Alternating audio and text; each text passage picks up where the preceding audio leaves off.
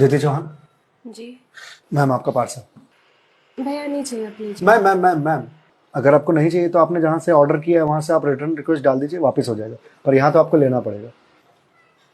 ठीक है दीजिए। मैम हाँ एक गिलास पानी मिलेगा? भैया आप कहीं और पी लो पानी प्लीज। मैम बहुत ज़ोरों की प्यास लगी है। ठीक है लाती हूँ।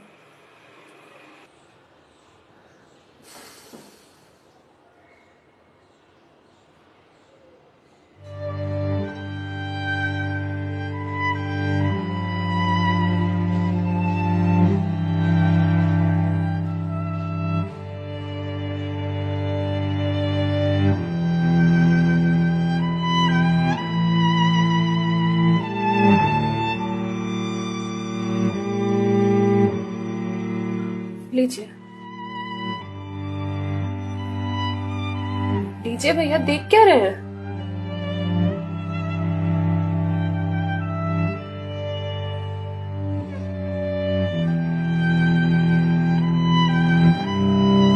मैम आपको कोई दिक्कत है? मतलब आप किसी परेशानी में हैं? भैया पानी पीकर ग्लास दीजिए आप। मैम छोटा मुंह बड़ी बात कह रहा हूँ, पर अगर आप किसी परेशानी में हैं तो आप मुझे बता सकती हैं। भैया आप पानी पीजिए, ज्यादा समाज से भी मत बनिए। मैम दुख बांटने से कम होता है। अच्छा, और आपको किसने कहा कि मैं दुखी हूँ? मैम अगर आप दुखी नहीं हैं तो फिर वो फंदा क्यों लगा रखा है?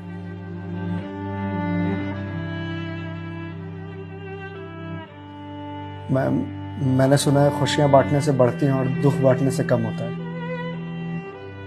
मैम बड़े से बड़ा दुख कम हो जाता है अगर आपके पास कोई सुनने वाला हो। मैम प्लीज मैम रोइए मत मैम।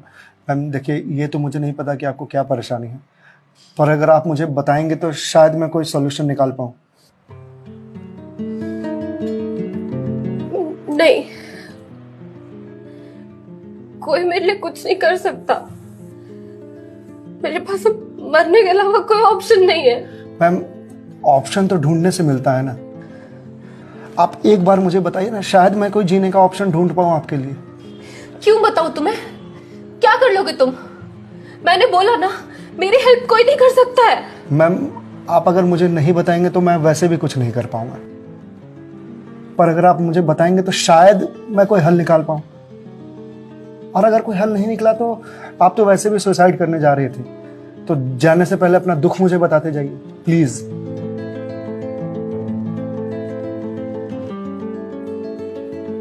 Please ma'am.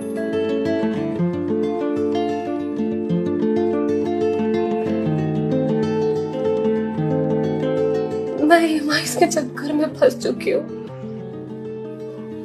मतलब मैम?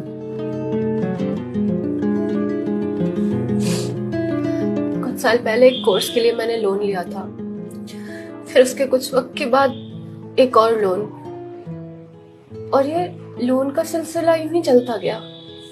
इस महंगाई के जमाने में पैसे की जरूरत तो हर किसी को पड़ती है, मुझे भी थी। मैंने प्राइवेट कंपनी से भी लोन लिए, ज्यादा ब्याज पर, और अब मैं उन्हें चुका नहीं पा रही हूँ। क्यों मैम, आपके पास जॉब तो होगी ना? जॉब थी, पर मैं जिस कंपनी में जॉब करती थी उस कंपनी ने मुझे ये कहकर टर्मिनेट कर दिया कि फाइनेंशियल लॉस के कारण वो मुझे और मुझ जैसे कुछ एम्प्लॉयज को सैलरी नहीं दे सकते। तो मैम आप किसी और कंपनी में ज्वाइन कर लो, बहुत सारी कंपनीज हैं यहाँ तो। तुम्हें क्या लगता है मैंने अप्लाई करने का ट्राई नहीं करा होगा? जॉब नहीं खोजी होगी? बहुत की थी, पर इस रिसेशन के जमाने में जॉब मिलना कितना मुश्किल है ये तुम जैसे डिलीवरी बॉय को क्या पता।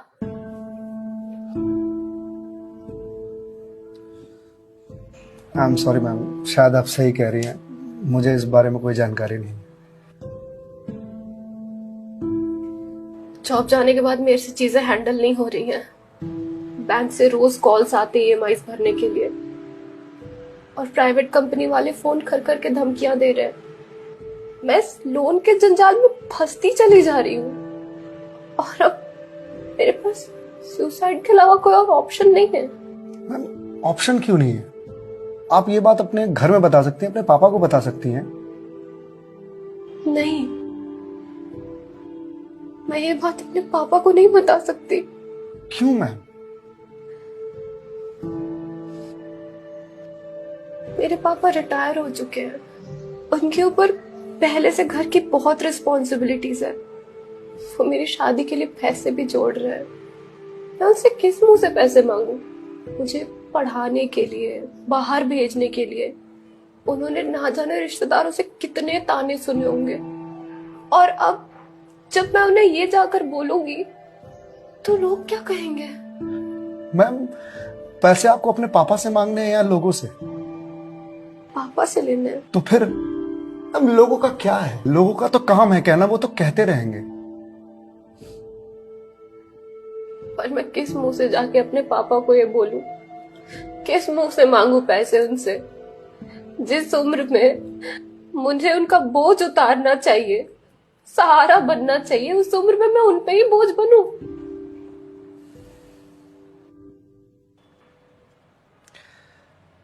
मैम एक बात बताएंगे आप?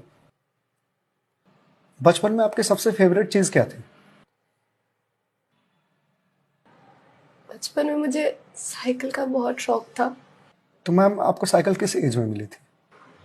यही कोई 8 साल की होंगी मैं। तो साइकिल तुरंत मिल गई थी आपको? नहीं, पापा तो मान ही नहीं रहे थे। बोल रहे थे गिर जाएगी, चोट लगा लेगी। तो फिर कैसे साइकिल मिली? बहुत जिद की थी मैंने, बहुत। खाना पीना सब छोड़ दिया था। तो मैम साइकिल के लिए जो जिद किया आपने, तो शर्म आई होगी आपको? तो मुझे मुझे क्यों शर्म आएगी? पापा है वो मेरे, उनसे जिद नहीं करूंगी तो किससे जिद करूंगी? तो मैम जब बचपन में साइकिल के लिए जिद करने में शर्म नहीं आई तो अब क्यों आ रही है? मैम अभी आपने कहा कि आपके पापा आपकी शादी के लिए पैसे जोड़ रहे हैं, और आप तो यहां सुसाइड कर रही हो। तो वो उन पैसों का क्या करेंगे?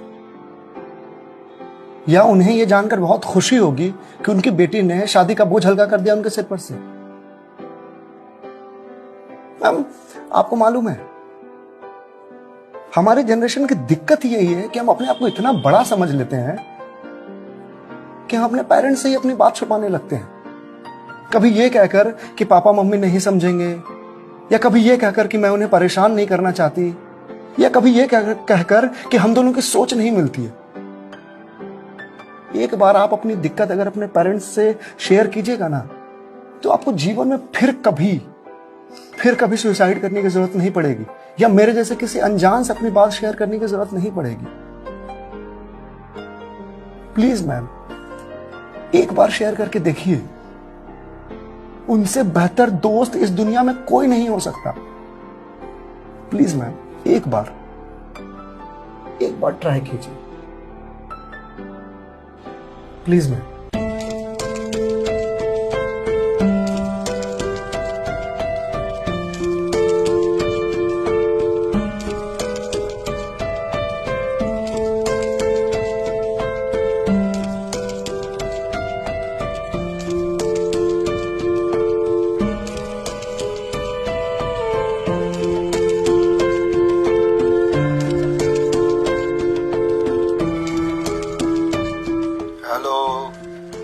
हेलो पापा। हाँ दीदी बोल, कैसी है बेटा? पापा मुझे आपसे कुछ बात करनी है। हाँ बोल ना बेटा। पापा मैं क्या हुआ बेटा? पापा मैं बहुत परेशान हूँ। हाँ तो मुझे बता ना, किस लिए परेशान है? अदिति बेटा रो क्यों रही है, बता ना क्या बात है? पापा वो मैंने बैंक से लोन ले रखा था ना,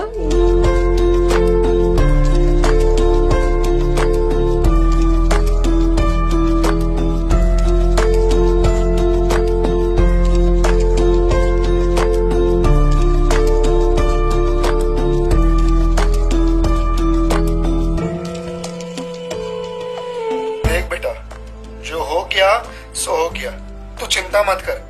मैं हूं ना, अभी तेरा बाप जिंदा है, मैं काम करता हूँ, मैं कल ही तेरे पास आता हूँ, तू बिल्कुल भी चिंता मत कर। हाँ पापा, आप प्लीज आ जाइए। देखा मैं, आपके पापा आपके एक फोन पर यहां आने को तैयार हो गए और आप इतने दिनों से अकेले सफर कर रहे थे। मैम, मम्मी पापा से बढ़िया दोस्त कोई हो ही नहीं सकता। आप एक बार उन्हें दोस्त बना करके तो देखिए। आप सही कह रहे हैं भैया, मम्मी पापा से अच्छा दोस्त कोई नहीं हो सकता है। Thank you. It's okay ma'am, ये लीजिए क्लास। वंस अगेन भैया, thank you so much.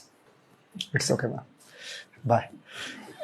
Ma'am, जी मेरे पास आपके लिए कुछ है, यही रुकिएगा, मैं थोड़ी देर में आता हूँ।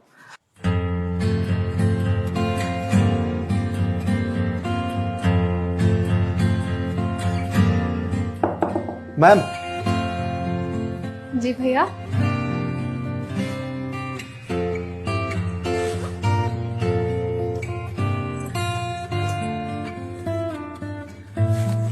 मैम, ये आपके लिए। भगवत गीता? जी मैम। मैम, 2020 का साल मेरे लिए बहुत बुरा था। कोरोना में मेरी जॉब चली गई। पहले के कुछ महीने जो थे वो तो सेविंग्स से निकल गए, लेकिन उसके बाद के कुछ महीने बहुत ज़्यादा टफ था। मेरे ऊपर भी आपके ही तरह बहुत सारे EMIs थे जो मैं पे नहीं कर पा रहा था, जिस वजह से मैं बहुत परेशान था और सुसाइड करने की सोचने लगा था। और एक दिन तो सुसाइड करने निकल भी गया था, लेकिन पापा ने मुझे पकड़ लिया। पहले तो बहुत डांटा,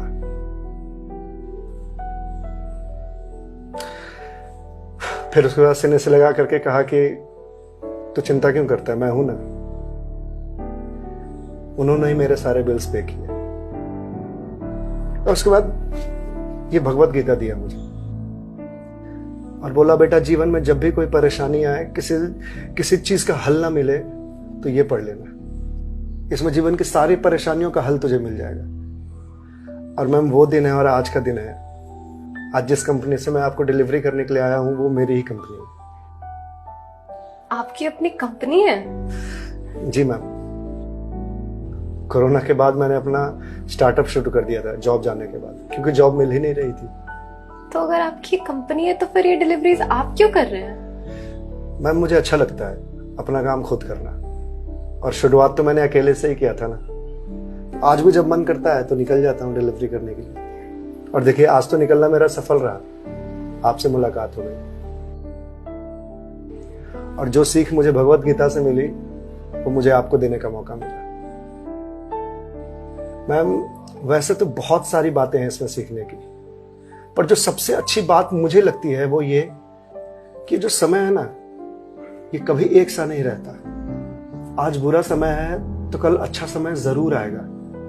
आज अंधकार है तो कल सवेरा जरूर आएगा। इसलिए कभी भी अच्छे समय में इतराना नहीं चाहिए और बुरे समय में विचलित नहीं होना चाहिए। समय है, कट जाएगा। मैम, इस एक थॉट ने मेरी पूरी जिंदगी बदल दी। मैम, तो अब आप पढ़िए इसको, देखिए शायद आपको कुछ और मिल जाए। पर मैम, जो भी मिले उसे लोगों से शेयर जरूर कीजिएगा, क्योंकि कहते हैं ना, ज्ञान बांटने से बढ़ता है। Thank you.